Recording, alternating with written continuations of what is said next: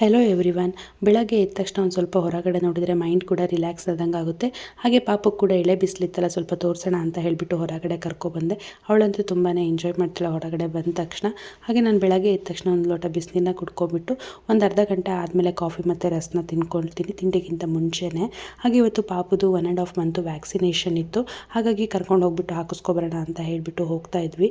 ಇದು ಪಾಪುದು first vaccination ಏನಿದೆ, ಇದು 2 ಕಾಲಿಗೆ ಹಾಗೆ ಕೈಗೆ ಕೊಡ್ತಾರೆ.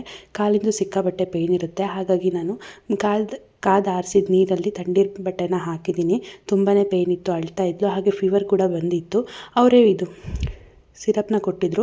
2 ml ಸಿರಪ್ನ ಹಾಕ್ಕೊಳ್ಳಿ 6 ಅವರ್ಸ್ಗೆ ಒಂದ್ಸಲ ಅಂತ ಹೇಳ್ಬಿಟ್ಟು ಹೇಳಿದರು. ಆ ಡ್ರಾಪ್ಸ್ನ ಕೂಡ ಹಾಕ್ಕೊಂಡೆ. ಕುಡಿಯೋದಕ್ಕೆ ಸಿಕ್ಕಾಪಟ್ಟೆ ಅಳ್ತಾ ಇದ್ಲು. ಹಾಗೆ ಅವಳಿಗೆಲ್ಲ ಹಾಕ್ಬಿಟ್ಟು ಒಂದು ಸ್ವಲ್ಪ ಹೊತ್ತು ಮಲ್ಕೊಂಡಿದ್ಲು. ಹಾಗೆ ಅವಳು ಮಲ್ಕೊಂಡಿದ್ಲಲ್ಲ ಅಂತ ಹೇಳಿಬಿಟ್ಟು ದೊಡ್ಡ ಮಗನ ಹತ್ರ ಬಂದುಬಿಟ್ಟು ಆಟಾಡ್ತಾ ಇದ್ದ, ನೋಡ್ತಾ ಕೂತಿದ್ದೆ. ಇಡೀ ಮನೇನ ಹಡವಿಟ್ಕೊಳ್ತಾನೆ ಅವನಂತೂ. ಮನೇಲಿದ್ದರೆ ಒಂದು ಸೆಕೆಂಡ್ ಕೂಡ ಸುಮ್ಮನೆ ಕೂರಲ್ಲ, ಆ ಕಡೆ ಈ ಕಡೆ ಓಡಾಡ್ತಾನೆ ಇರ್ತಾನೆ. Thank you for watching. Bye bye.